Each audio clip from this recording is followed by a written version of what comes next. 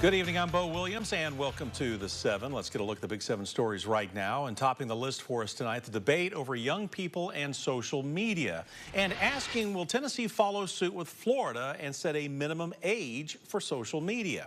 Yesterday, we told you how Florida Governor Ron DeSantis was signing a law preventing kids under the age of 14 from having accounts and requiring parental permission for 14 and 15-year-olds. Whether the ban becomes a reality depends now on what happens with the expected court challenges. But back here in Tennessee, we know this issue is on the minds of parents and state lawmakers. Tennessee State House has recently introduced a bill that would require age verification to access social media platforms for people under the age of 18. So far, the bill has garnered bipartisan support with a big focus on mental health and how parents monitor their kids' social media activity. Parental rights and protecting children has really been our focus over the last couple of years. I mean, so many pieces of legislation we've passed have been about protecting children and reinforcing parental rights. And so this is just one other area that as a parent, anyone would know that social media has just become this albatross hanging around the neck of teenagers. So we're going to stop the bleeding. But what I'm excited about is we're gonna give our parents definitive tools that they can use. Now, the bill passed in the House 88-2. It does state that if the Attorney General believes a social media company has participated in a practice that is prohibited by the bill, he would investigate and take legal action if necessary. Now, the bill is heading to the Senate for a vote. If passed there, the plan is to have the law implemented by January of 2025. Next on our list for you tonight, investigators stepping up the efforts to find a missing woman. The TBI has now issued a silver alert for Barbara Clark. You know, we told you about the 56-year-old last night when the Blount County Sheriff's Office asked for the public's help in her search. She was reported missing Saturday, last seen at her home along Boring Road in Walland. According to Barbara's family, she has a medical disorder that may make it difficult to come home without help, and she apparently left without her service dog, who is a constant companion.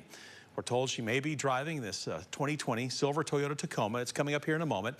The Tennessee specialty plate on the back of that Tacoma, which you see the Tacoma there, is 152SD.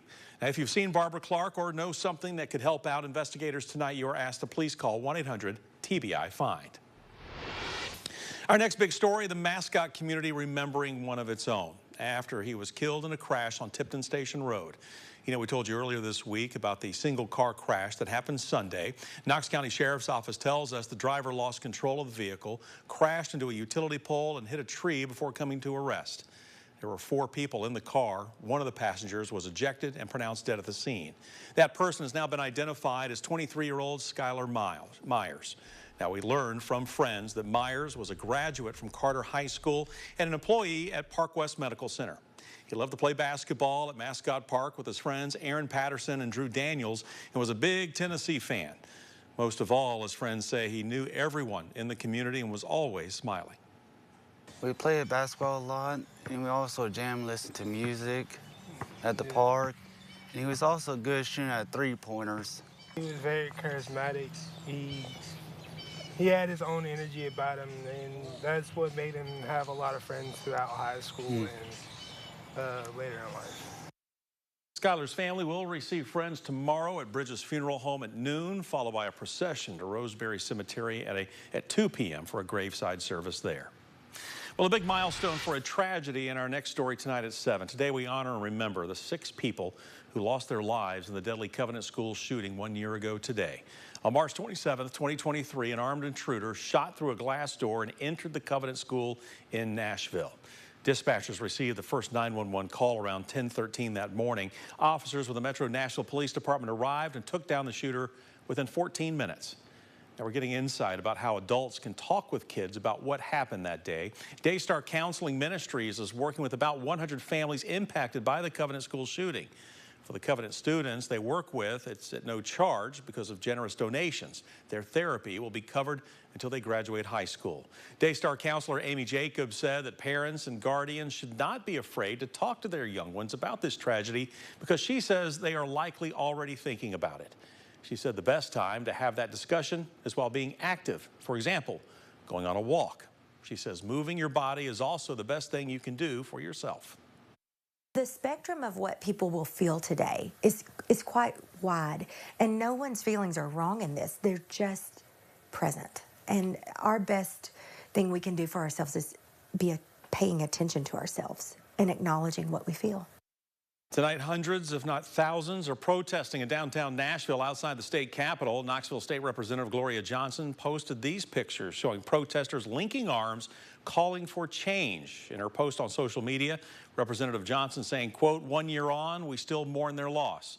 1 year on, our communities are still showing up to demand sensible gun laws. 1 year on, our state legislature refuses to act," end quote. But the shooting quickly prompted some lawmakers to push for changes around gun reform. But 1 year later, no changes have been made. Tennessee Republicans have consistently blocked any reform, even if it's slight. It's a similar fight playing out across America as gun violence has prompted a debate of gun reform versus mental health reform. But for Republicans in Tennessee, analysts say it goes even deeper. It's not just about a specific policy, but it's an existential fight there. It's about a way of life. It's about not losing control of a way of life. It's about the changing of Tennessee, the changing demographics of America, and gun reform converges with a more diverse group, more diverse elected, more diverse population, the changing of America. So for them, it's not just a policy fight, but it's an existential fight that goes deeper than gun reform. Tennessee Governor Bill Lee is also remembering the victims of the school shooting. Lee posted a statement online saying in part, quote, "Tennessee has been forever changed, and yet our hope is that through that change, along with the prayers of millions, there will be a redemption through this great tragedy." Part of the big effort to address homelessness in downtown Knoxville facing closure. Volunteer Ministry Center's foyer, a low-barrier shelter for people facing homelessness in Knoxville, is closing at the end of the month. And city and county leaders are struggling now to find a provider to replace this very important service. VMC announced this closure at the end of January. The nonprofit explained that it can no longer use grant funds to provide services and ultimately housing to those seeking overnight shelter. As a result, the foyer is closing March 31st. The Knox County Office of Housing Stability has been actively looking for a service provider to take over operations of the low barrier shelter, but we're told there is currently no organization with that capacity. In the meantime, VMC is coordinating alternative living situations for the roughly 12 individuals that have been regularly using the foyer for shelter. VMC will also continue to operate portable showers through support from the city and the county.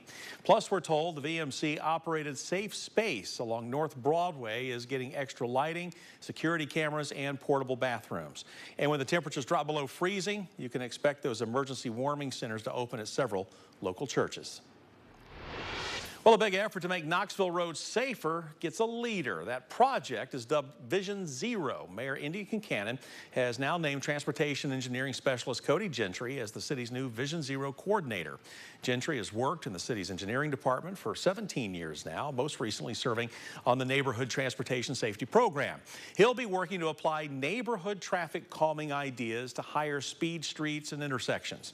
Vision Zero, as we've told you, is the mayor's effort to reduce vehicular, bicycling, and pedestrian deaths with the ultimate goal of ending deadly crashes altogether in Knoxville by 2040.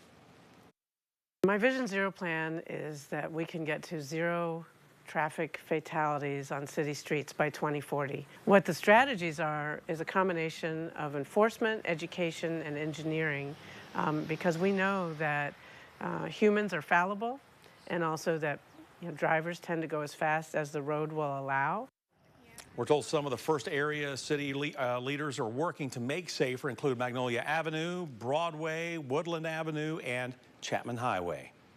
And we wrap up the Big 7 with a big cleanup effort in the Great Smoky Mountains National Park. Yesterday, strong winds and rain caused some damage in the Smokies. The Great Smoky Mountains National Park Service continues to clear trees and assess conditions tonight after several trees fell on roads and trails, causing several areas to close down yesterday. Laurel Creek Road, Cades Cove Loop Road, and Cades Cove Campground saw a significant number of trees fall. The roads and campground closed to all public access. This includes walking and biking. When the areas will reopen remains unclear. Crews say, though, it could take a few days before it's safe to open once again.